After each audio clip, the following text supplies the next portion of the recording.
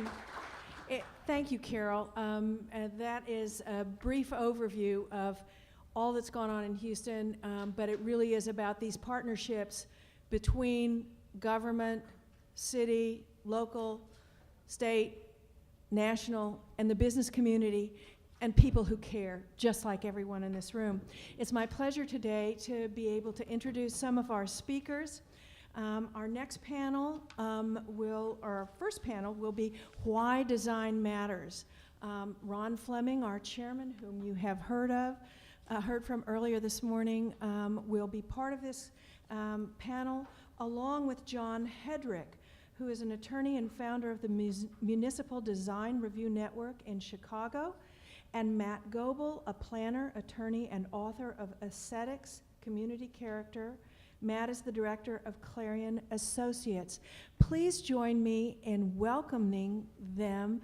I know we'll all be enthralled by what they have to say.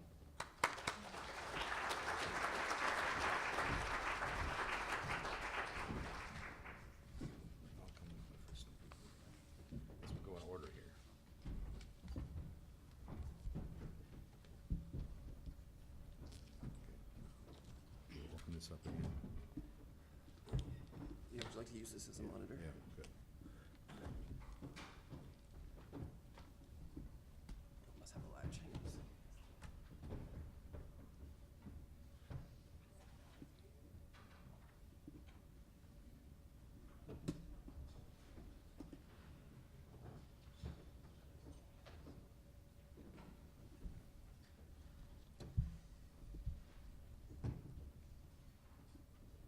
Well, let me see if I can find it over.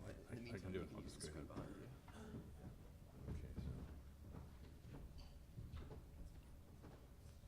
Okay,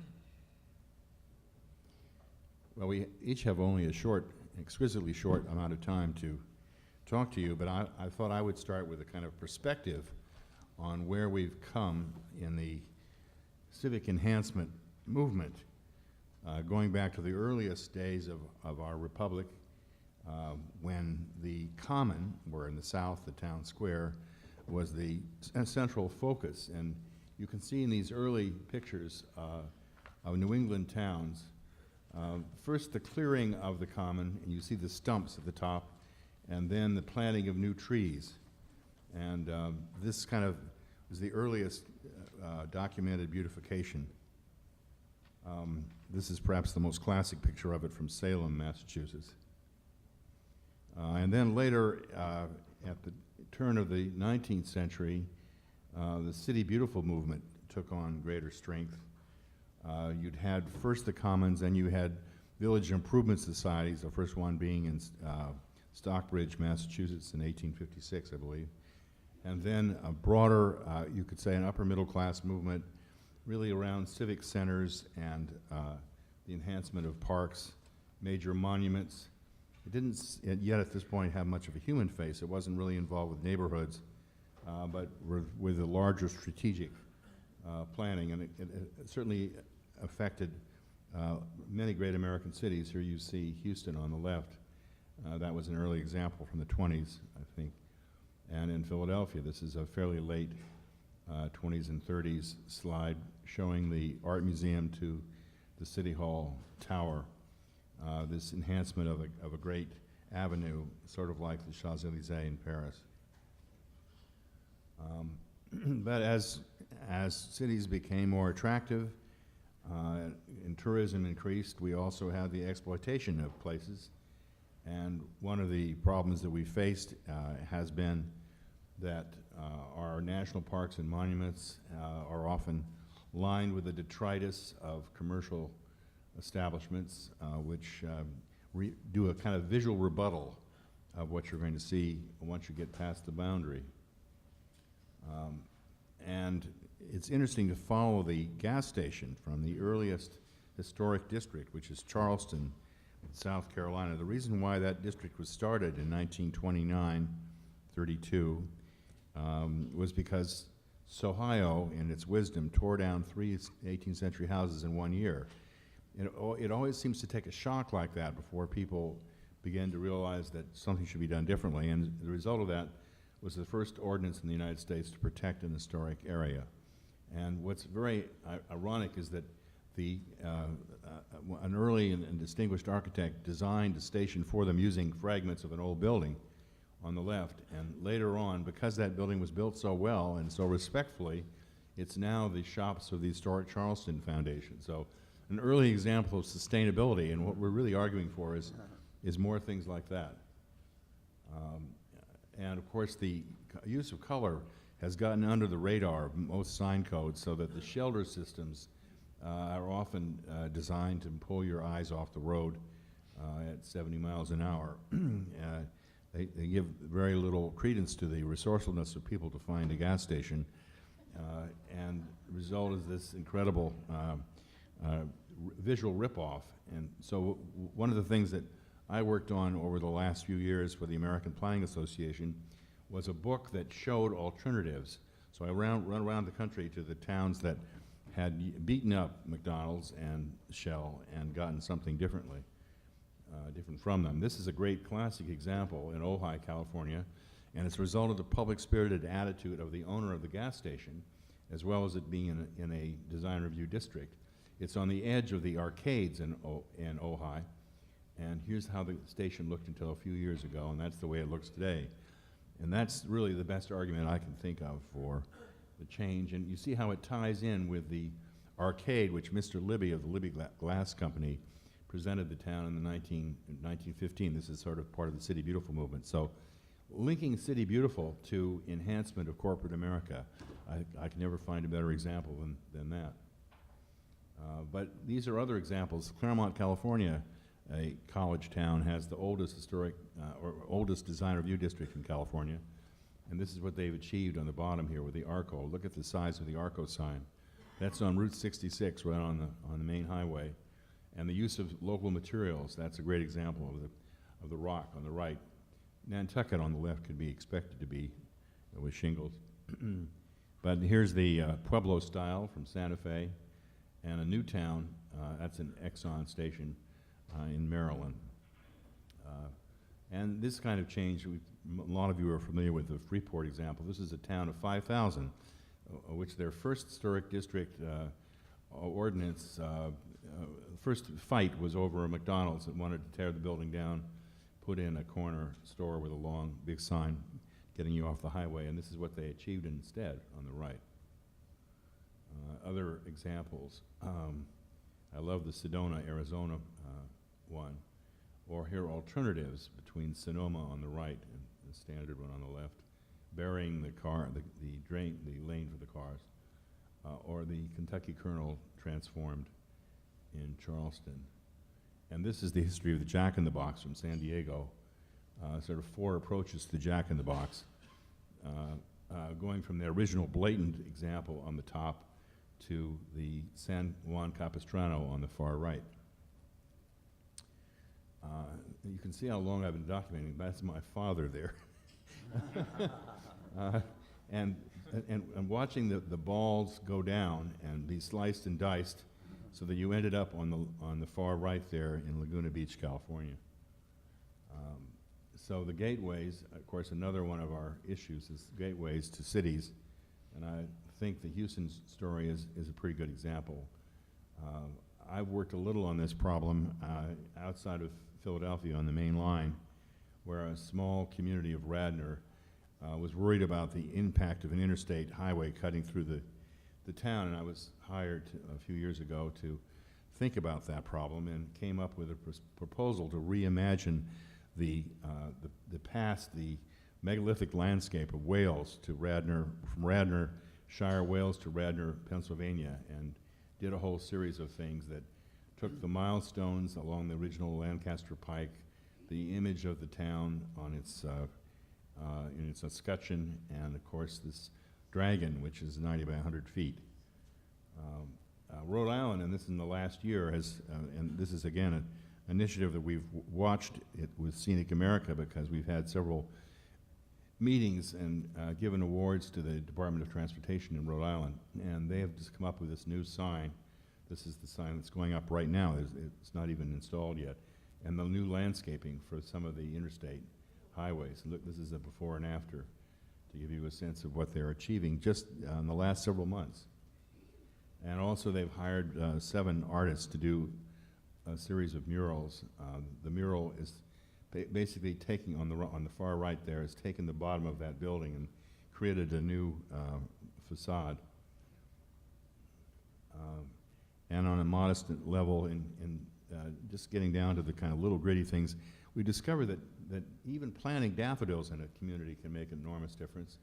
And working on this last year with an advertising executive, retired advertising executive, we've doubled the number of daffodils we've been able to plant over the last 7 years. We have now 220,000 daffodils in Newport, Rhode Island, where I have a house. And this is the kind of impact that we've been able to achieve. And children, parents bring them out to photograph their children in the middle of the daffodils. And it seems to be something that's adding a lot to the morale of the town. And they're now thinking that they can catch up with Nantucket, which has had one of these festivals for a long time. And it's a way of extending the tourism season. So there's a dollars and cents quality. This is a slide we got from Bill Johnson, the treasurer of Scenic America. He's a city councilman in Clearwater, Florida. And this is a classic before shot and then an example of what has been achieved there. So bravo to you, Bill, for your steadfast work on this project and others. Trying to find good strips has been a very interesting problem and a discipline. And one of the ones we found was Thousand Oaks, California, where they were able to create a new strip, but with the auto scale signs, but done at a marker level and very handsome landscaping next to a new community. And another recent example of progress is in Hilton Head Island, which is a resort community on the Georgia coast, or South Carolina coast rather, and you can see the change that's been affected here. This is one that's going on right now where the power company has been very uncooperative, but they're achieving it. That's the photoshopped version. It hasn't, they've got the conduit in, but they haven't got the wires underground yet. But it's costing about $4 million. It should cost about $1.5 million to do this linear strip because of the resistance of the power company. An English company where 78% of the wires in England are underground, so what's the problem? We're not sure. Various other examples of disguising the omnipresent cell towers. They can even become cacti on occasion. And of course, we've had an early focus on billboards, but I think Scenic America is in a sense maturing and thinking about other issues. It's just that we have been obsessed with that larger issue, and we hope that we've developed some strategies that can be part of a national reassessment. But you can see some of the problems. One of them is the clear cutting, which is usually done with the acquiescence of the Departments of Transportation in the states so that the billboards can be seen better. But there are 4 states that managed to get rid of the billboards, and we would hope that in the future there would be other states that we could point to. The economic impact, I've gotten some figures together which I wanted to share because we need the discipline of knowing these things. National Registered Districts in Philadelphia, according to the National Trust, the sales premium price is 131% over compatible properties in undesignated neighborhoods. 9 Texas cities found that local designation increased property values from between 5 to 20%. And the Connecticut Trust for Historic Preservation in 2011 did a study of local historic districts there and found that property values in every local historic district saw average increase in value from 4 to 19% per year. And in New York City, a little older figures done by Edward Glaser, that between 1980 and 2000 in local historic district, properties on a price per square foot basis increased in value significantly more than non-designated properties. That's more general. But I think we need that kind of information. I did my own little example here. These are a mile apart, both same scale and size buildings between Boston and Brookline. Brookline has the design review, Boston does not, and the value assessment was 3 times as high in Brookline. We gave an award to the mayor of Sao Paulo, who managed to ban outdoor advertising in 2007. He came to New York and received an award. Mark Goebel, to whom we dedicate this conference, who was a French-American filmmaker. I mean, he was an advertising and marketing executive who got fascinated by this issue and put about $1 million of his own money into a film, an international film, which documented this in many other places, pointed out that this has been a most extraordinary change, and that since then there's been a new survey saying that people support the takedown of these billboards. It's the most comprehensive reduction of billboards in the world, I believe, and in a place where they were just overwhelming. And here is the mayor who came to New York and received an award, and you'll be seeing more of these kinds of awards. There's some outside in the display there because we're going to be giving some today at noon. And we've discovered that there are some leaders in this country who care about these issues. The governor of Rhode Island, Lincoln Chafee, provided some of the money for the undergrounding of those wires at Watch Hill, as well as having a legacy program to do the highways that I mentioned earlier. And Senator Lamar Alexander, Republican, is another great example of an advocate for change. And of course the mayor here, Denise Parker, and Tom Murphy, who I believe is in the room, was here. Is he here? Was here yesterday? No. I'll lie to you about that. Okay. So that's maybe enough for me. I've flashed by my slides, but I think it gives you a sense of change. It gives you a sense of the variety of the different places that we're working, and also the different categories of issues in the visual environment, which where we can demonstrate, I think with some discipline, that there's an increase in economic benefit by taking these kinds of measures. Thank you very much.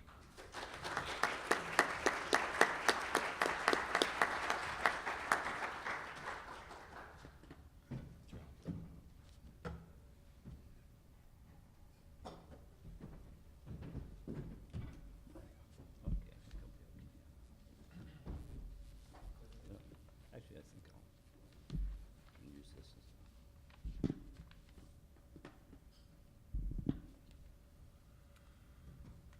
Good morning. Good morning. And thank you, Ron, for that great background. You're an inspiration. I better find my presentation. There we go. My brother lives in Houston, and so I've had the chance over the years to visit from time to time. And I must say I've really been impressed by the progress you've made coming in on the scenic issues. And I've been involved with Scenic America in various ways over the years, but most recently involved with a university in the city of Chicago, DePaul University. So I feel like I have a new connection with the city of Houston because in many ways I feel both our cities are underappreciated when it comes to some of the more complicated zoning issues. And starting out with Scenic America, as a lawyer, I got involved with the technicalities of the billboard regulation. And as you know from Houston, the billboards sign control issues can be directly related to the architectures in this instance. And but I feel like I've always been an advocate for a broader design agenda, and I think that's the way I've seen the Texas scenic movement evolve over time. But getting to our purpose today, I want to talk about the benefits of quality design. And the overall perspective I'm sharing is on architectural design review. The picture which didn't show up there for some reason, focused on new development and the streetscaping and street furniture and landscaping factors that can make a difference for Texas purposes. I intend to use both large city and smaller town examples today to try to bring this alive. And I'm starting with with my hometown, Glenview, Illinois. This sets the background on how the value of community look can be shaped over time. These are pictures from the top quadrant, an older administration building in the town, to the lower quadrant, a brand new library. But how the materials and the buildings have individually been shaped over time to create an ensemble or the overall look, more than the individual details involved. We don't have much time for background, so just very briefly, I think some of you are here for APA credit. On the left is a classic American Planning Association publication on appearance codes, and it has many examples from the Chicago area where I'm from.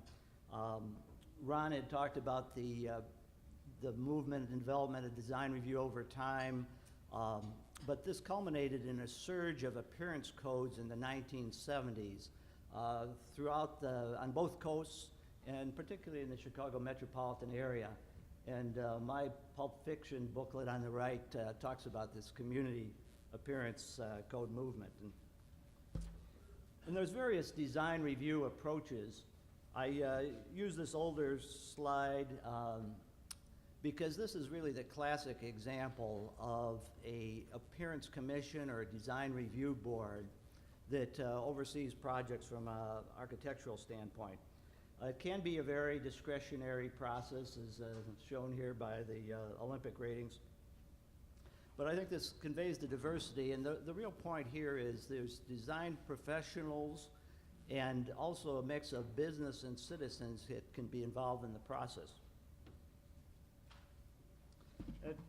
And since this can seem picky at times, I wanted to remind you of our overall Scenic America perspective.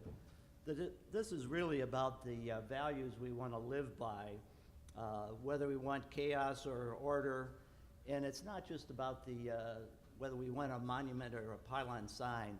That's why I think Houston has been such a great example of the progress in this area, as we saw in Carol's presentation early. And if I had to choose one example from my Chicago perspective, if any of you have been to Chicago lately, in recent years the tourist attraction has been this Millennium Park sculpture, popularly called the Bean or the Cloud Gate, which is interactive and people can see reflections in the skyline. And I'll include some more facts and figures on this, but this one iconic design effort has really created international interest for the city. So getting to the various benefits, that was just one.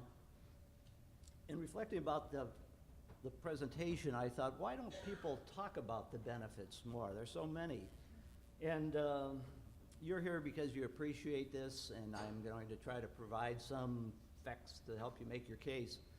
But I think when it comes down to it, it's just so much common sense that there are so many different benefits that I've lumped into these categories that you see here, and we'll talk about a little more. First and probably foremost, what I call the financial or property aspects that Ron started touching on. I think beyond Ron, the Urban Land Institute has done some of the most powerful studies, and in part it's because of their constituency of real estate professionals and our beloved Ed McMahon, and a number of publications. One of the better ones is the Urban Design Bottom Line of a few years ago, which refers to the design dividend and the return on perception, which is that additional value that comes from the quality beyond the financial investment involved. And it can be demonstrated. Here in the Millennium Park example that's noted in the book, there was a 25% increase in nearby property values determined from an expert independent study. If you look on cases in other cities, property surrounding the park has appreciated by as much as 15–20% from such improvements.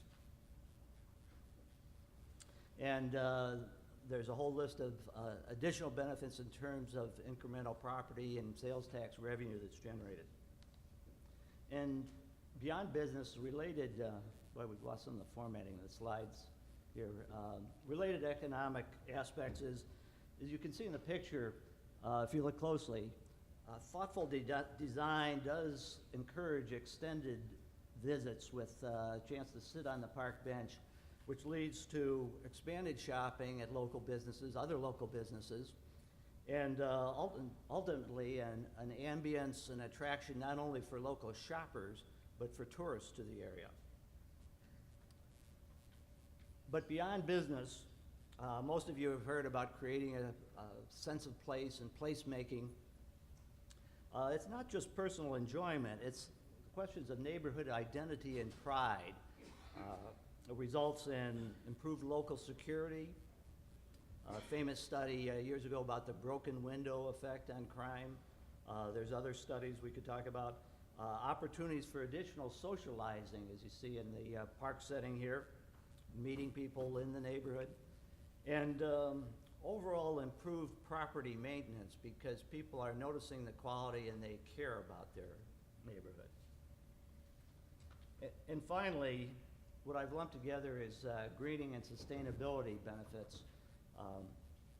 As you'll see more later today, improved approaches to design can not only add additional green space, but can preserve it, and with the attendant health benefits. In Chicago, we've gotten a lot of recognition for the green roofs, which has been a feature encouraged in recent years.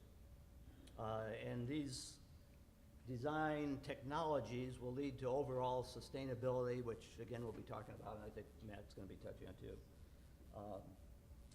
Instead, I want to use a local case example, and again from my hometown where I served on a design review board for many years, 20-some years. Starting at the top, a typical franchise strip with the Napa Auto Parts shop. As you can see on the left, there was the original business corporate franchise proposal with the bright blue, and I guess the architectural detail would be called light bars or bumpers on the side. And finally, the proposal as built, which went through the commission review process over time. And the beauty of this case was it was a period of years where the business person became gradually appreciating the resources that were provided, was able to work in a very cost-effective way with the designer, and create this very distinctive building that ultimately was featured for a local appearance ward with the attendant publicity that gave him. And if there's any car people out there, I'm a car guy. There's some wonderful details I can share later. The brackets on the building actually look like piston connecting rods. So it's just been overall one of my favorite examples.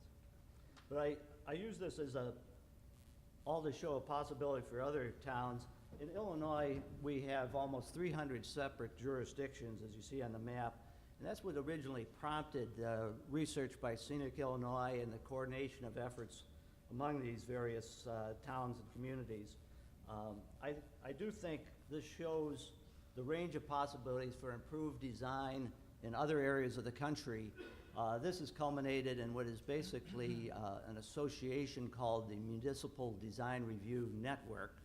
And I spoke to Scenic America folks a few years ago about the beginning of this.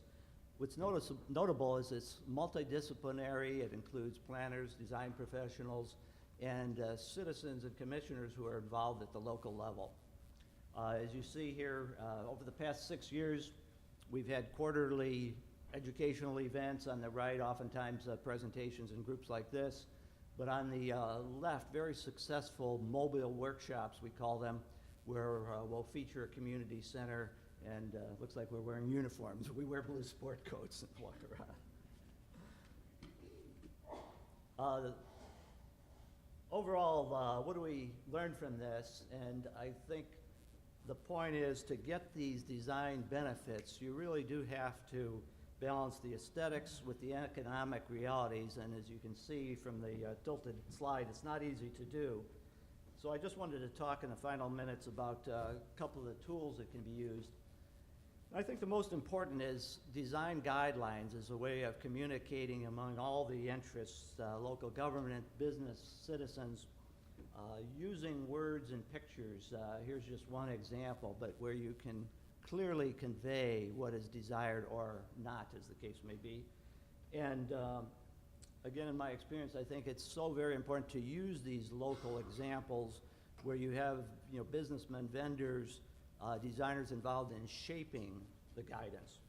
We talked about an example in the audience where there's a beautiful detailed guidelines, but they came from a consultant.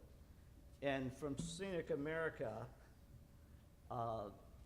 you certainly know public participation, community involvement, and I think even with the tools we talked about in recent years of visual preference surveys and engaging people as to their preferences, the technology now is just incredible in terms of what's coming online, and the social media is a way for building a broader base for input, interactive mapping technologies to show really where the interests and concerns are. Most broadly, computer visualization techniques to show what a project can look like and what the impact will be in terms of density, height. And I think what's the greatest opportunity now is to bring this down to the community level. I know in Texas is known for its conservation districts, and my personal passion is doing this at the neighborhood level, shown here with a Site Vista technology that's available for mapping. And finally, there are new zoning approaches, form-based coding, that are really design-oriented, and I think Matt may get a little more into that. So in closing, similar to my earlier perspective for Scenic America, it's more broadly about the values that we're concerned about. This is a picture from nearby my office that I value. And I think the ultimate benefit here is the architecture of happiness. As it's quoted, that works of design tell us about what kind of life which unfolds around them. So I hope you have a good life in Texas, and thank you. Thank you. I'll leave a brief commercial here for my blog that addresses these issues while we bring Matt up as the next speaker. Thank you.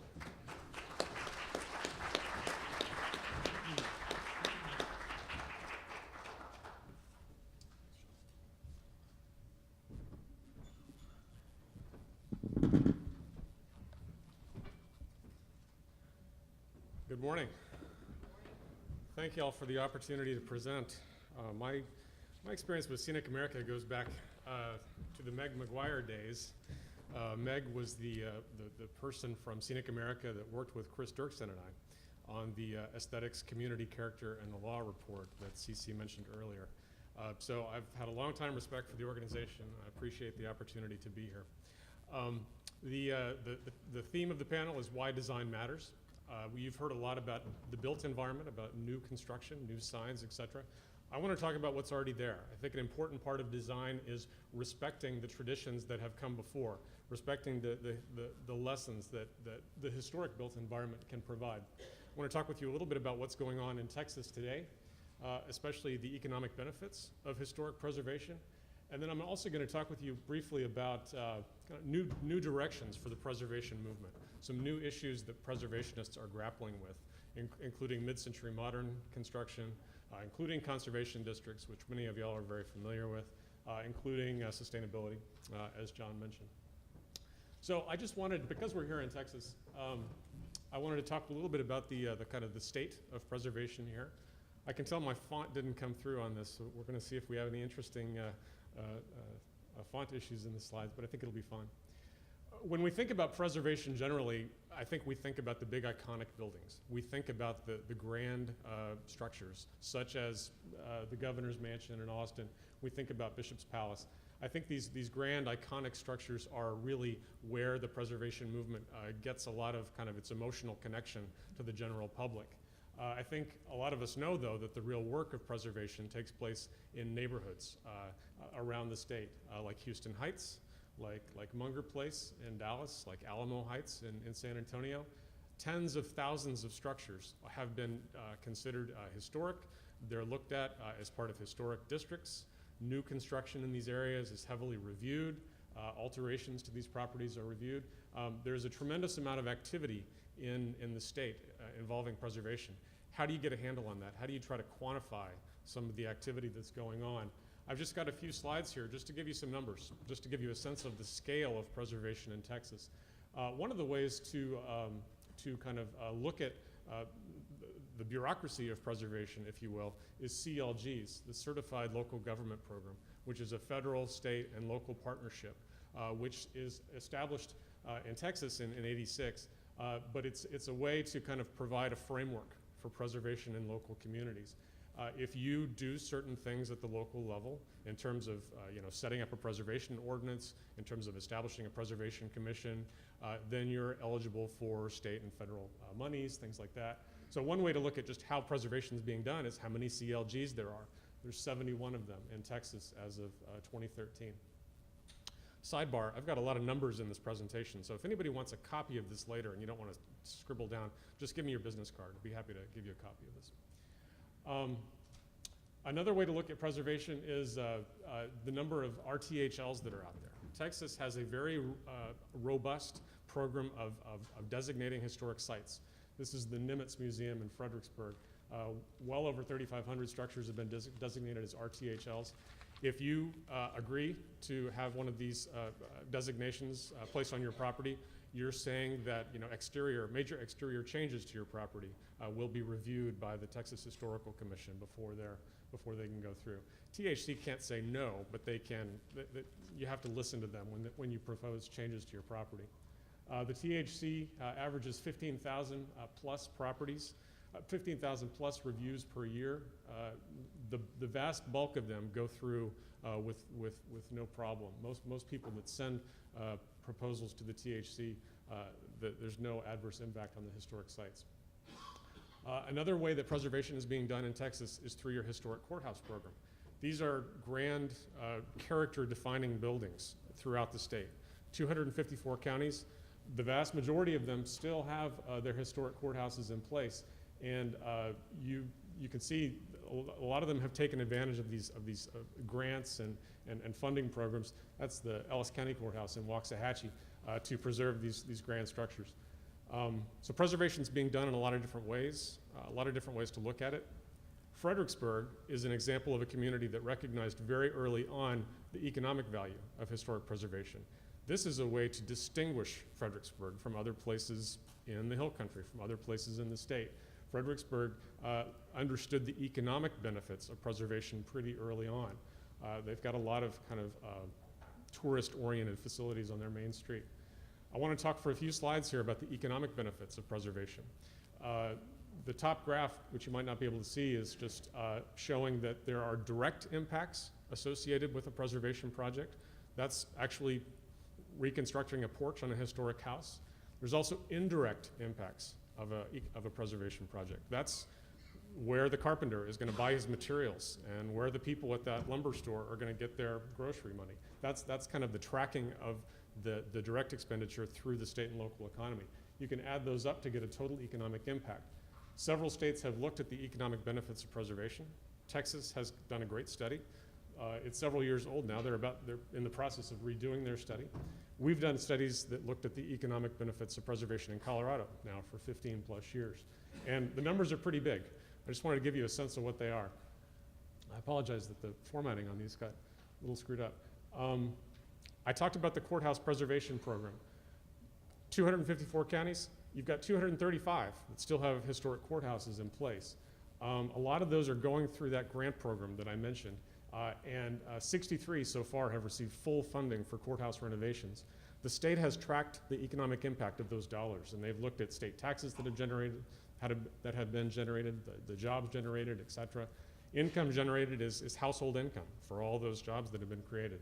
So just from that one particular program, there's been a lot of jobs and income created throughout the state. There are various incentives available at different governmental levels for preservation.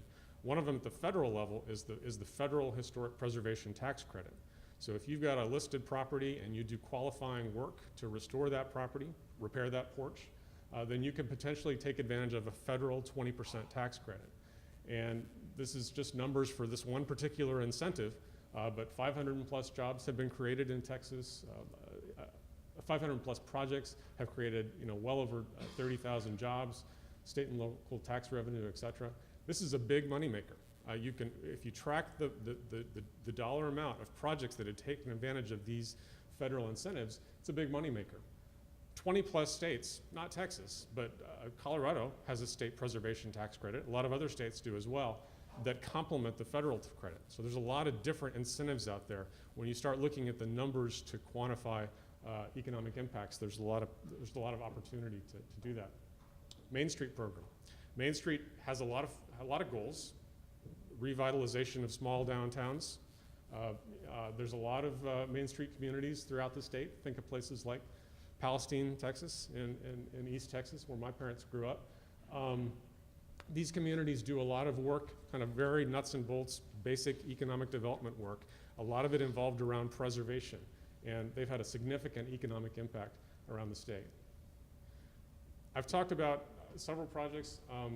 A whole different category of preservation is heritage tourism. People that come to look at historic sites. And we could have a whole hour-long discussion on this piece. I just got this one little slide here for you. But heritage tourists are good tourists to have. They're educated. They spend more money. They tend to put more money into hotels and into the tourism industry than other types of tourists. The tourism industry catalogs different types of tourists. When they look at heritage tourists, the numbers are very significant. And Texas has a wealth of resources, and you've been able to capitalize on them in a very significant way. So that's a real whirlwind of kind of trying to understand and summarize a little bit about the economics of preservation. We did studies for the whole state of Colorado. We've been doing this for 15 years on this, and I can give you links to those reports. History Colorado actually is the state historic preservation organization. They've got links on their website. And as I mentioned, Texas has a study as well. I wanted to conclude by just a few slides on the kind of new directions in preservation policy. Where is preservation going? And I want to talk about broadening the scope of review.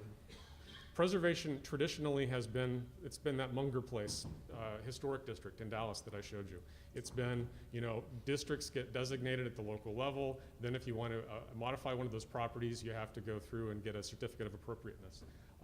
There's a lot of new types of projects, new types of properties out there, though, that don't fall into that traditional paradigm. One is mid-century modern architecture. These are shots of Arapahoe Acres in the Denver metro area, Inglewood. This was the first post-World War II residential subdivision that was put on the National Register for Historic Places. It's not all those kind of 1900s, Munger Place style or Houston Heights examples that you see anymore. These new mid-century modern areas are being looked at strongly for preservation. That's because they're hitting that 50-year threshold. 50 years is the traditional threshold for when a property can be looked at for eligibility for historic designation. So a lot of new stuff is coming up on this list. That's even being looked at in places like Aspen. I live in Denver now. I like to ski in Aspen. Have to stay outside Aspen because I can't afford to stay in Aspen. But Aspen is a really interesting place from a land use perspective. They always do very interesting things. They are starting to designate buildings from the 1970s even as historic. They've got a lot of buildings that were associated with the development of the ski industry in Aspen. So even stuff that doesn't hit that 50-year threshold, they've started to look at. This is a new direction for preservation. I think this is a model for where it's going in the country. They have amended their preservation ordinance to establish some very significant incentives for preservation of these mid-century modern buildings, even if they're not declared historic. If you're an attorney or if you're just interested in preservation, I encourage you to look at their ordinance online. They've got a 4-page list of incentives for why preservation is a good thing, the reasons why preservation buildings should be preserved. They've established a whole separate inventory of mid-century modern buildings called Aspen Modern. It's a great template to look at for around the country. And it's not just in Colorado. Houston Mod, I don't know anything about this organization, but I found the site when I was doing some searching. And there's a similar organization in Dallas. There's a similar organization in Denver. So this focus on mid-century modern architecture is big. And the reason I'm pointing out this kind of broadening to mid-century modern is because there's hundreds of thousands of resources out there that potentially fall into this category of things we want to protect.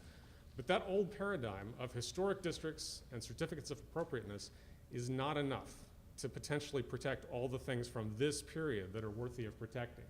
So I wanted to talk briefly about other tools that communities are looking at. Are there stepped down versions of historic preservation that can be valuable? Anybody here from Dallas? Dallas is one of the leaders in the country. Y'all have had conservation districts, a stepped down version of historic districts in place for many years, since 1988. 20 plus conservation districts. The idea is very simple. Rather than doing a full-fledged historic district where we're going to review every aspect of new projects in a historic area, we're just going to pick out a few character-defining features of a particular area and say, we're just going to protect those things, not the full slate of historic districts. So I actually grew up in Lakewood in Dallas, Texas. Lakewood is a conservation district. They didn't want to go with the whole panoply of historic design regulations, but they did say, this is an important place. We want to protect the character of this place. What's important?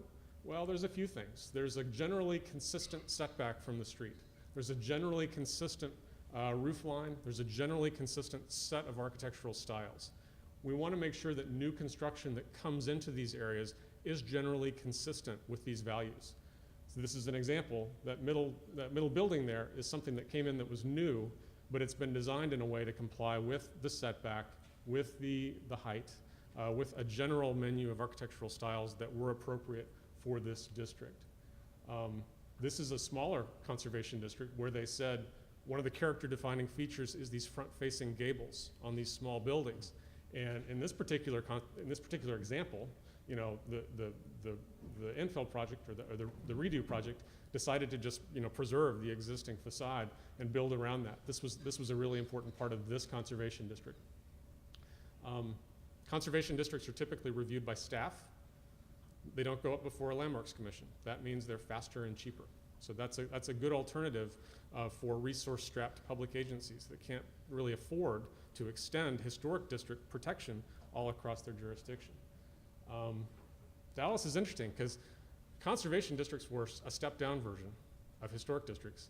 They've even stepped conservation districts down even further. They've got a new tool called neighborhood stabilization overlays, which is even a thinner kind of set of character-defining features. So Dallas is doing interesting things in terms of broadening that menu of tools out there.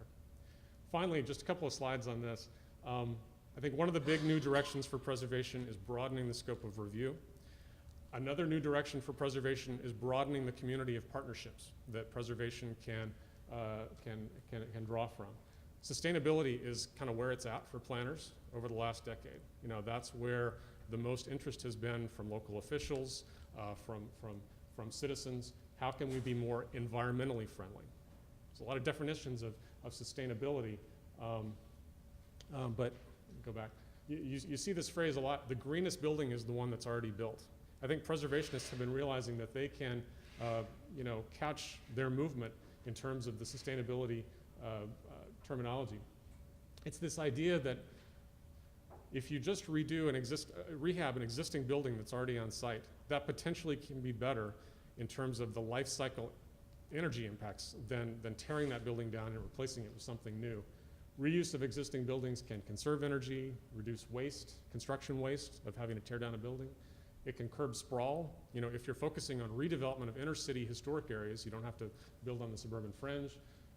Improve air quality by meaning people don't have to drive out to far-flung neighborhoods. This is a great example from Denver of where the National Trust has rehabbed a historic school, making it a model of green technology. They've got geothermal on the site. They've got a lot of new films on their windows to be more energy efficient, et cetera. But there's a lot of great examples that are being pioneered to show how existing buildings are much more energy efficient. I encourage you to look at the National Trust's website, National Trust for Historic Preservation, if that interests you. They've got a lot of models. But again, it's just this kind of idea of putting preservation into this typical, framework for sustainability. Economic sustainability, community sustainability, environmental sustainability. Preservationists are realizing that they can have an important role in that conversation, and so that's how they're presenting their movement these days. It was a whirlwind of kind of what's going on with preservation these days, but thanks for your attention, and thanks for the opportunity to come back to Texas.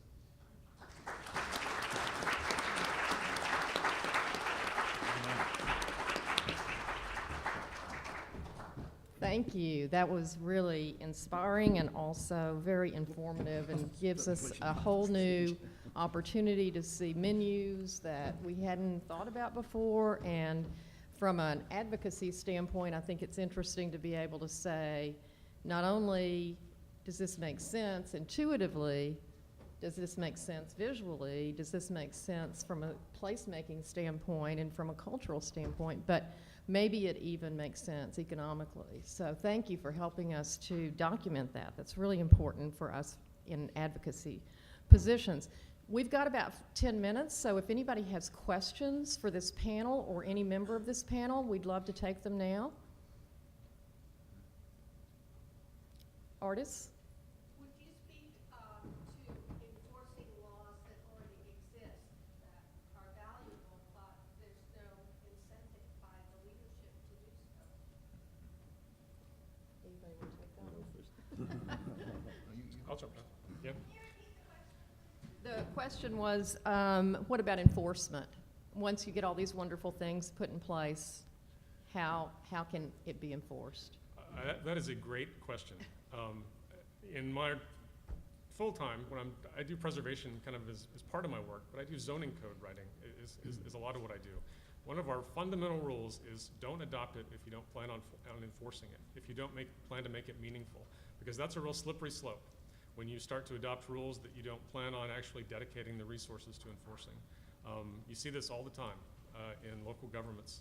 They adopt this really aggressive set of new historic standards or sign controls or controls on trash enclosures or what have you, but for a community of 100,000, they've got one enforcement officer, who works 40 hours a week. There's not a silver bullet here. It's an important issue that needs to be thought about when you're designing the initial regulations. I think that's why conservation districts are a valuable tool, because the thinking there was, we don't have the resources at the local level. The public planning staff or the enforcement staff, they don't have the resources to adequately enforce traditional historic controls everywhere across the community. Conservation districts are designed to be organic, so they grow up from the community. They're designed to be enforced by your surrounding neighbors. So if you're going to start doing a reconstruction project that's going to violate that facade rule that I talked about, you're going to be reported to the planning staff. It is intended to be enforced by the neighbors. I think if you can look for solutions like that kind of provide flexibility but are enforced by the community or not necessarily rely on the traditional, public planning staffs, that's a good direction to move in. But it's always a question you should ask when you're writing your regulations. Can we enforce this? If not, you should look for other tools. Thank you. You want to add to that? I would support and add, and after years of being a lawyer by day and architecture advocate by night, I can seem somewhat schizophrenic at times on these issues. But my overall answer, it's somewhat cliched about the importance of communication. And what I would add beyond all the usual enforcement issues is the time sensitivity of this. Many areas of the country have really been hurt by the downturn since 2008 and just beginning that recovery.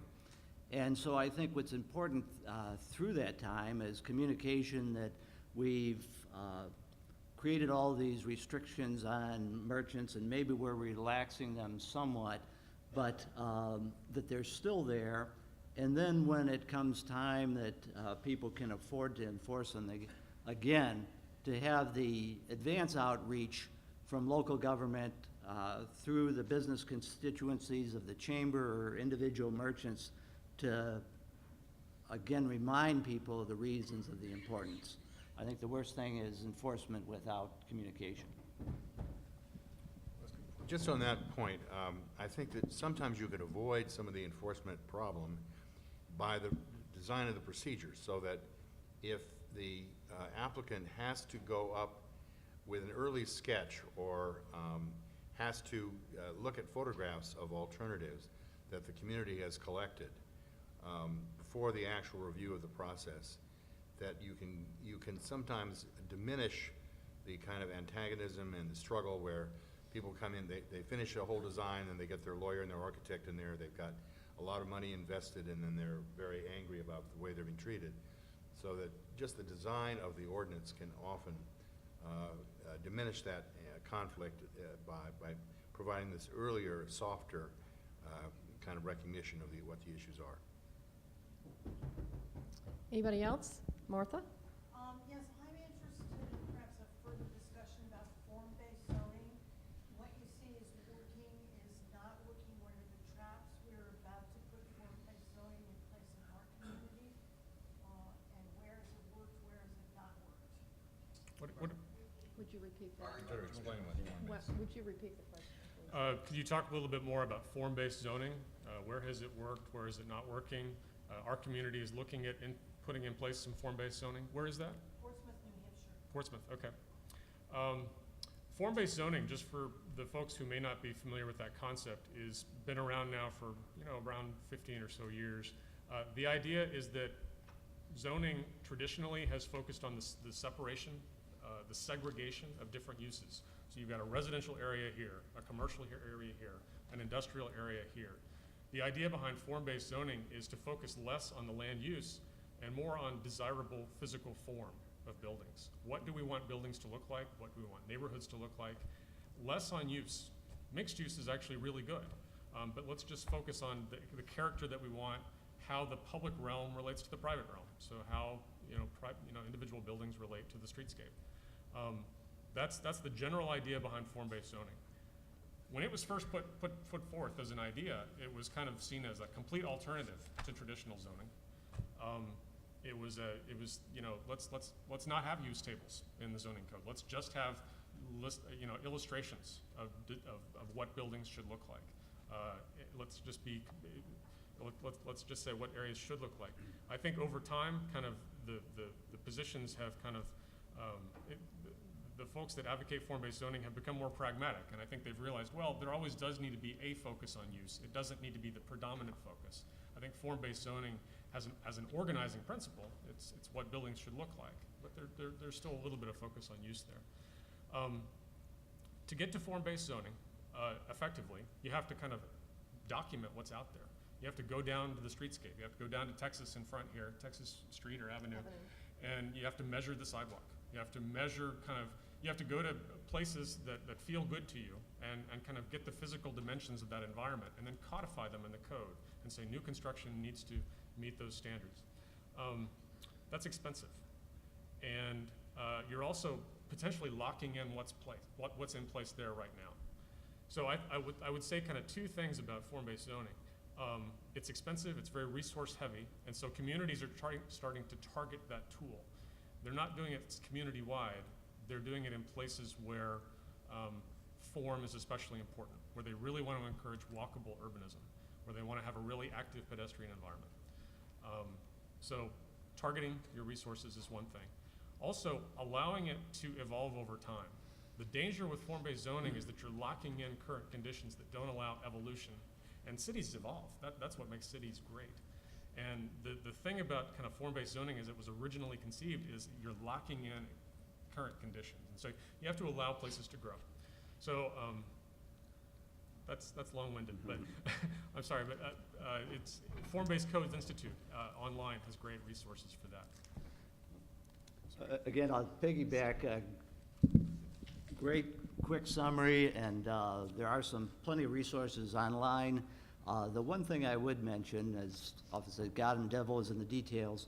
I think what is evolving is so-called hybrid codes, which have some of the best elements of form-based code, but perhaps additional flexibility for some of these design aspects. So, but overall, I think it's a great opportunity for controlling the things that are so important to us in the scenic movement in terms of the mass and scale of buildings and the character of the community. Thank you. Okay, we're going to take